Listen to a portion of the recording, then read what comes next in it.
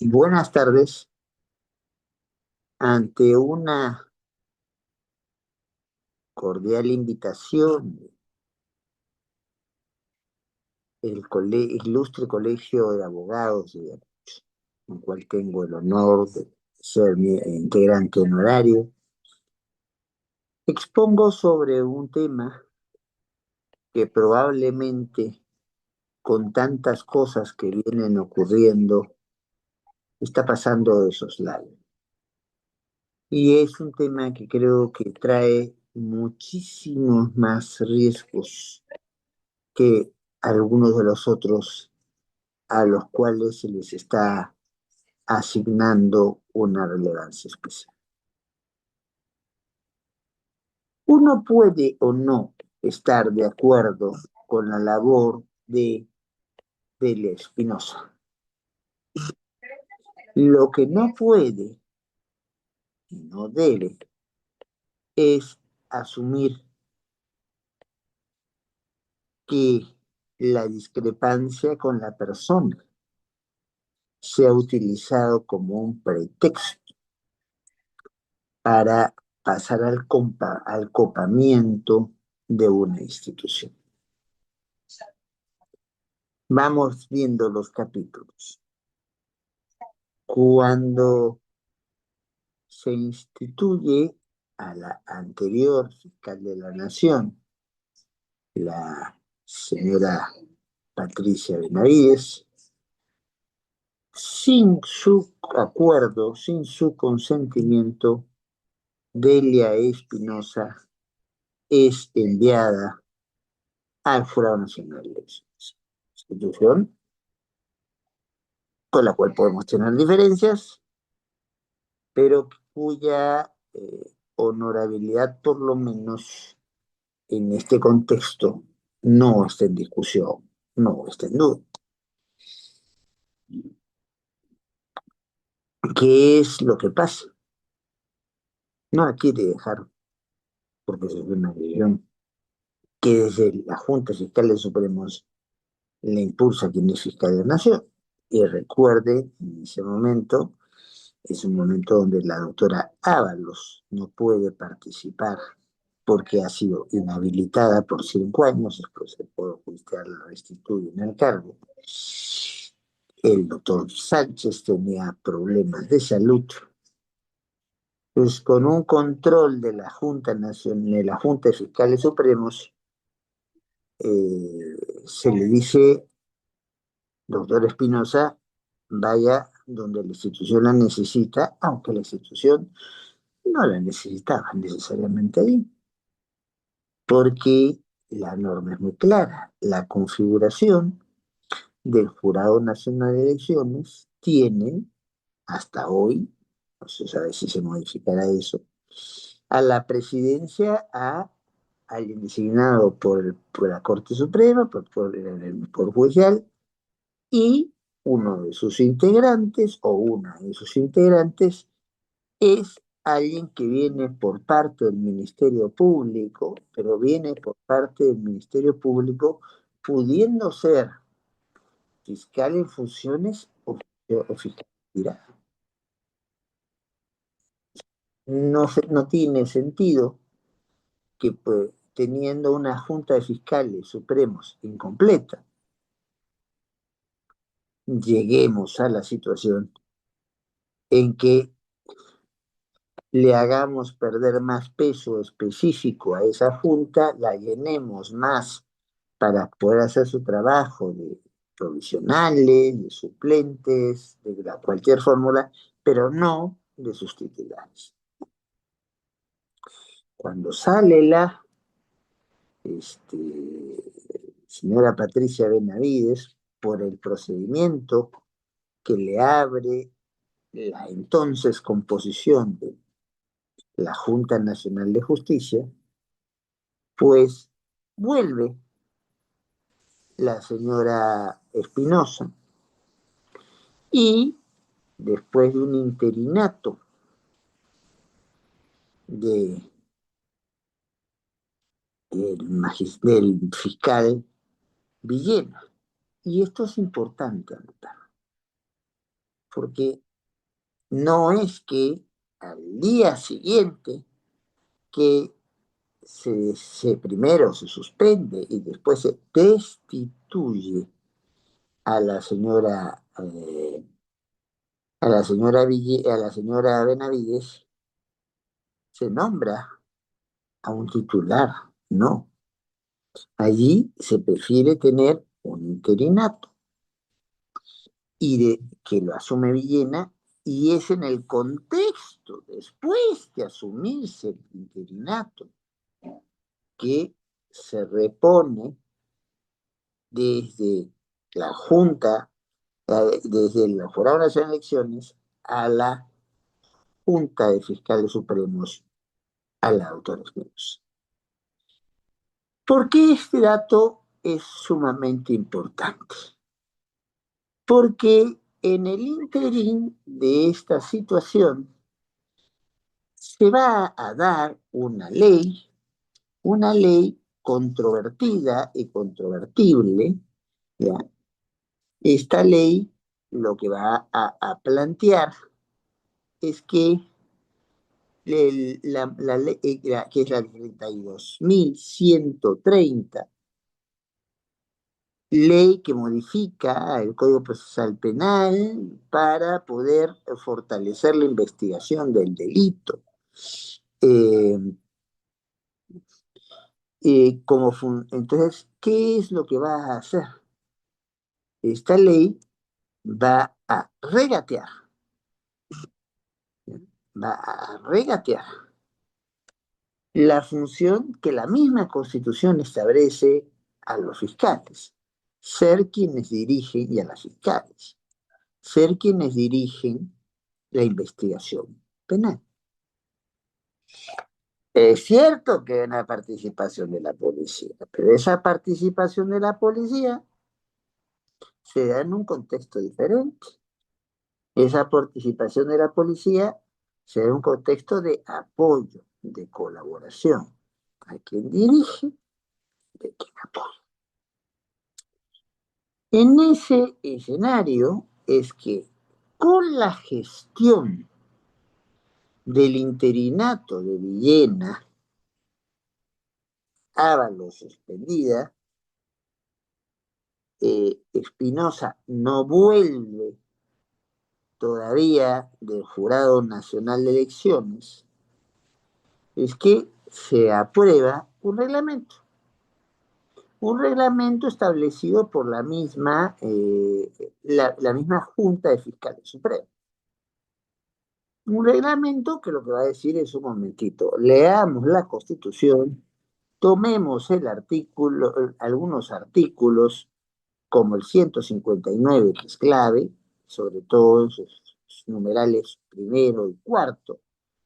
Tomemos el artículo 38, tomemos el artículo 103, tomemos el artículo 109, tomemos el artículo 186, y lo que vamos a ver es que no solamente el responsable o la responsable de la investigación criminal es el fiscal o la fiscal, sino que si alguien asumiría esa dirección, estaría cometiendo un delito. Sin embargo, ¿qué es lo que ocurre? Cuando se lleva esta norma, esta ley 32.130 al Tribunal Constitucional, no se alcanzan en causas que son acumuladas, son 2 o 3 procesos acumuladas, la sentencia es es el pleno, sentencia de pleno 150 de este año. No se consiguen los votos para declarar esta ley inconstitucional, pero en ningún momento señala que el reglamento dictado bajo el interinato de Villena es inconstitucional. Con lo cual, vamos a un principio básico dentro del no solo derecho constitucional, del derecho administrativo. Las instituciones de la administración pública tienen facultades para darse su propia regulación interna y no solo tomar decisiones internas, decisiones internas que condicionen la actuación de los demás. Y si son de carácter general, o sea, se le aplica de la misma manera a todos y a todas los que estén en los supuestos de esa norma, quiera o no, se llama reglamento. Que alguien me dirá, pues el tribunal no se pronuncia por reglamento. No debiera, pero de todas maneras alguien podría decir que este es una norma puesta, pero a nadie, nadie, ni en la judicatura ordinaria, ni el tribunal, cuestionó el reglamento dictado por Guillén, ¿ya? Sin la participación de Ábalos y de Espinosa. Espinosa es quien sustituye a Villena en ya un nombramiento. Ya, Villena deja el interinato, pasa una elección y esa elección la gana Del Espinosa. Y con Del Espinosa puede o no gustarnos su estilo, pero pasan varias cosas, varias confrontaciones y se le quiere obligar a cumplir un mandato que no puede cumplir porque si no iría en contra del sentido mismo de la labor del Ministerio Público. El sentido mismo de la labor del Ministerio Público es ser el defensor de la legalidad, entendida la legalidad no como el protector de las leyes, sino en el moderno concepto de legalidad, un sentido amplio, donde cuando se habla de legalidad se está pensando en cuál es la autoridad correspondiente, competente para, a través de la norma asignable, puede tomar ciertas decisiones. Y eso también se aplica, obviamente, ante mutandi, al constituyente. Si es algo que ha planteado la Constitución, quien lo toca es obviamente quien hace una reforma de la Constitución o quien tiene una interpretación vinculante de la Constitución, eh, que no es, por cierto, el Ministerio Público. El Ministerio Público tiene que cumplir la Constitución, pero no ejerce ni control difuso ni control concentrado sobre la Constitución. Muy bien. Entonces, nadie va al Poder Judicial con esto. El Tribunal Constitucional no se pronuncia sobre esto. Y como todos conocemos, hay una presunción de constitucionalidad de las normas y de los actos. El reglamento sigue ahí. Y en los hechos, la situación se ha pacificado ya. Ya se entendió que la Constitución dice una cosa que bien se puede cumplir si hay voluntad de cumplirla y si hay organización para poder cumplirla. Acá viene lo grave. Quienes no se pronuncian son organismos de carácter, digámoslo, técnico, sino el organismo político por excelencia, el Congreso. Y el Congreso plantea una denuncia constitucional. Ahorita mismo acaba de resolverla, ¿no?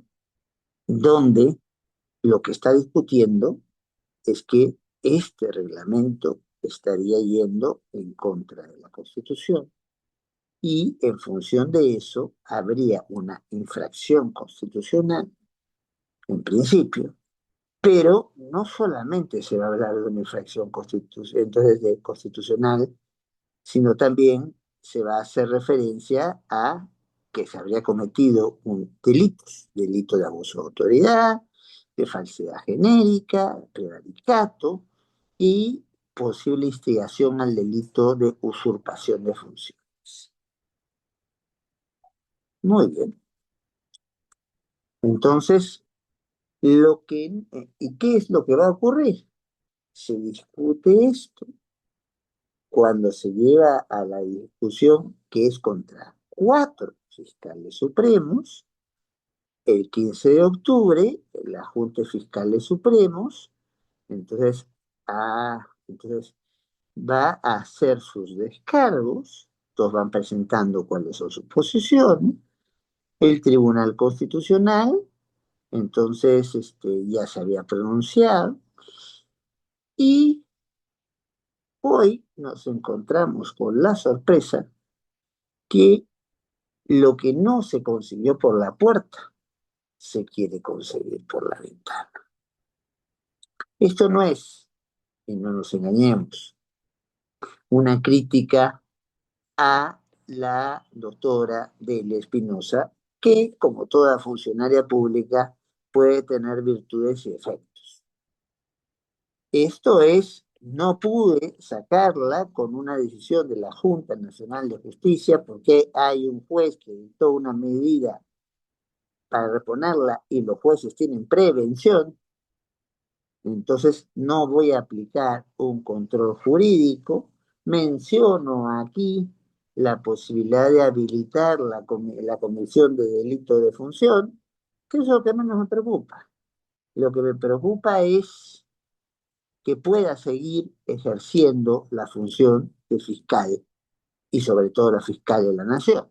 ¿Por qué? Porque habiendo participado de la resolución los 4 integrantes de la Junta Nacional, de la Junta de Fiscales Supremos, no estaba todavía reincorporada Ábalos, no estaba reincorporado tampoco la señora Espinosa. Igual, vengan, vengan, vengan, porque la denuncia va contra ustedes. Y yo soy, si soy parte de un colegiado, responsable de lo que se puede decir al colegiado. No es esto como hace algunos años quisieron hacer conmigo en una sentencia del Tribunal Constitucional. Yo fui el ponente, a cierto sector no le gustó, tuvimos que ir hasta la Corte Interamericana para que tomara una medida e evitara que destituyeran a 4 magistrados. Claro, a uno de ellos, al ponente, le querían poner más carga. No, señores, el ponente es eso, o la ponente es eso, es quien hace una propuesta. Y si esa propuesta recibe apoyo del resto del colegiado, la responsabilidad es solidaria. Por contra, si yo no era parte del colegiado en ese momento, porque estaba todavía en el Jurado Nacional de Elecciones o porque me habían inhabilitado, no se me puede achacar responsabilidad alguna.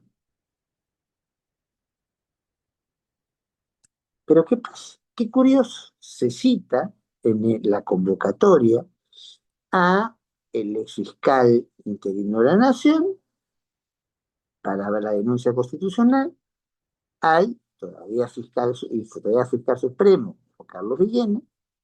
Se cita en la denuncia constitucional a el ex fiscal de la Nación también, y todavía fiscal supremo, Pablo Sánchez. Se cita a la ex fiscal de la Nación, pero que en ese momento no estaba siquiera en funciones, la señora Soledad Dávalos, ¿ya? Y Adelia Espinosa. Curioso, ¿no? Porque finalmente eh, uno dice, ¿y por qué cito a Ábalos y a Espinosa si no eran parte del colegiado? si no tuvieran responsabilidad en la decisión. Que se cite a Villena o que se cite a Sánchez es comprensible, pero lo más incomprensible es la votación que se acaba de dar. Lo más incomprensible es que van a considerarse este reglamento como una infracción a la Constitución, cuando textualmente lo que dice el reglamento es fiscal, o sea fiscal o fiscala, si alguien quiere llamarlo así, entonces es quien dirige la investigación policial y la policía colabora, coopera, pero colaborar y cooperar no es dirigir, es, y además es respetar el parámetro del artículo 159 de la Constitución, donde dice cuáles son las funciones del Ministerio Público. Ahí está clarito, clarito, que el que dirige la investigación criminal, la investigación penal, es el Ministerio Público.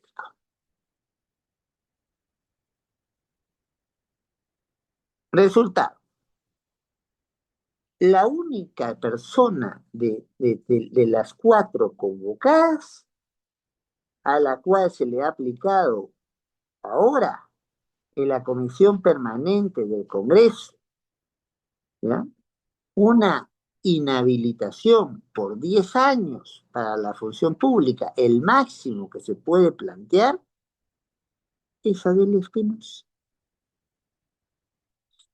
que no participó en la elaboración de esta resolución, que no debió ser siquiera convocada a esta junta de fiscales, a esta acusación constitucional planteada.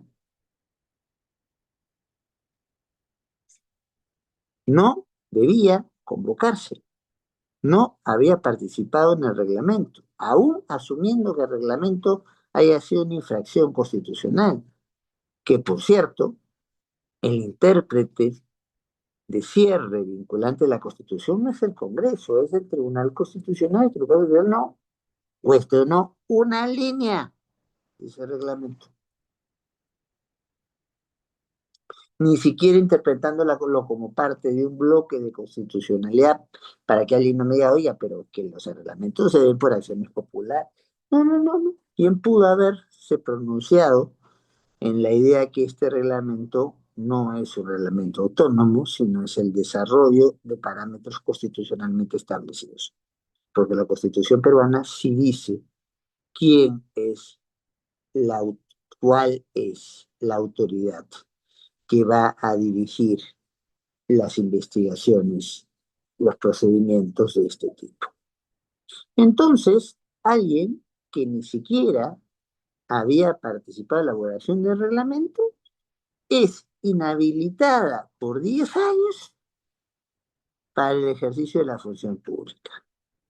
No nos engañemos. Y como bien dice el Colegio de Abogados de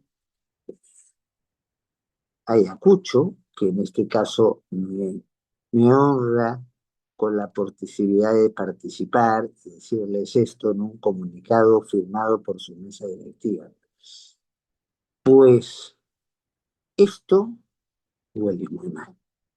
Esto huele no a una crítica a una persona que tiene los canales en los cuales se están discutiendo su situación. Finalmente, la decisión tomada por el juez constitucional de Lima para reponerla en el cargo es una decisión apelable, y es una decisión, y además, siendo una medida cautelar, es una medida cautelar que es variable y es temporal.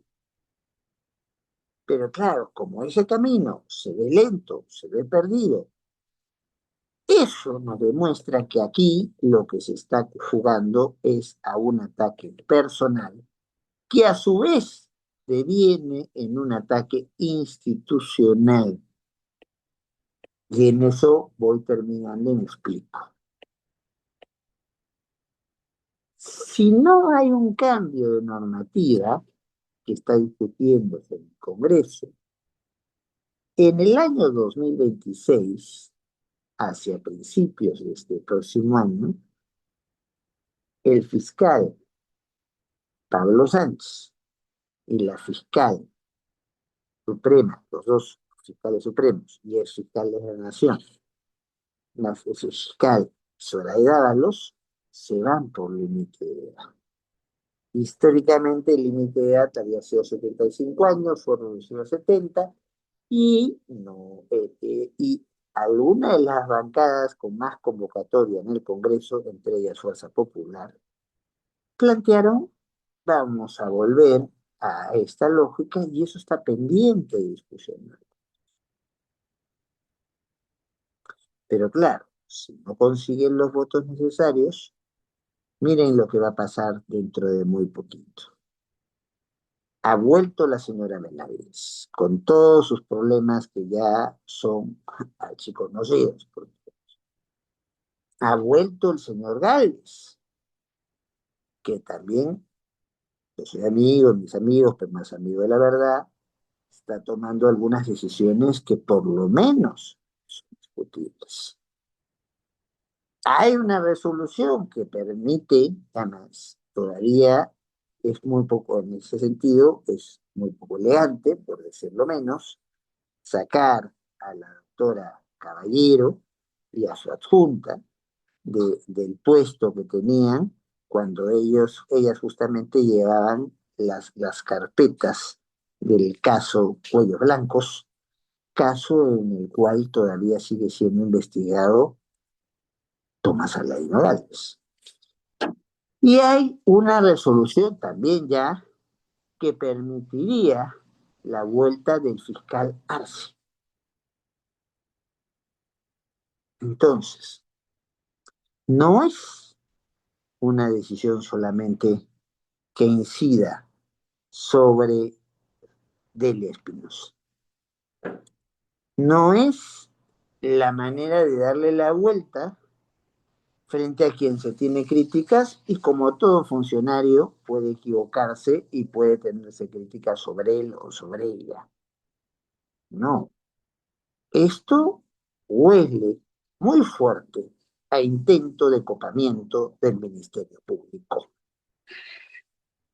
Ya está Benavides y Gálvez en una misma dirección. Arce vuelve en cualquier momento. Ya somos tres. La señora Delia Espinosa estaría inhabilitada 3 de 6 y en esos casos, cuando hay empate, quien preside, y en este momento preside, la Junta de Fiscales Supremos, el fiscal supremo interino, al cual se le ha confiado esa responsabilidad. Pero después, y si al próximo año, hasta la vuelta de la esquina, se jubila Pablo Sánchez, se jubila Zoraida Ábalos, pregunta, ¿quién va a nombrar a Pablo, al sucesor de Pablo Sánchez, a la sucesora de Pablo Sánchez, al sucesor de Zoraida Ábalos, a la sucesora de Zoraida Ábalos? ¿No le suena Junta Nacional de Justicia? Sí, esa misma Junta Nacional de Justicia que ha hecho todos los esfuerzos para sacar del puesto a Delia Espinosa y para tener control absoluto sobre el Ministerio Público.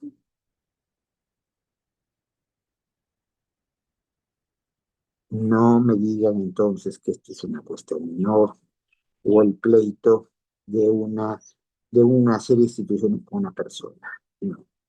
Esta ya no es una decisión tomada por un órgano técnico, es tomada por un órgano más político de todos, más que de la presidencia de la República, porque la presidencia de la República, en este caso actualmente, es un interinato.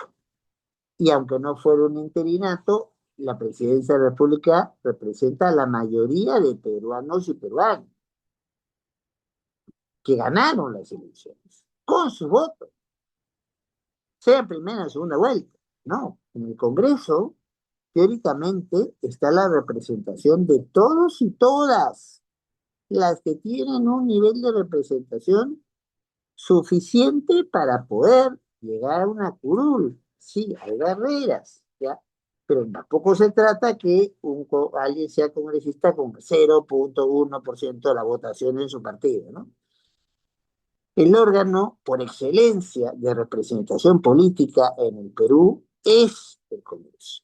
Y acá hasta ya no hay una decisión jurídica tomada. Esta es claramente una decisión tomada por un órgano político contra una persona que no participó en el documento que se cuestiona y a la cual se la termina inhabilitando. Pues no se le puede poner ahí un delito, entonces, si no, se la inhabilita.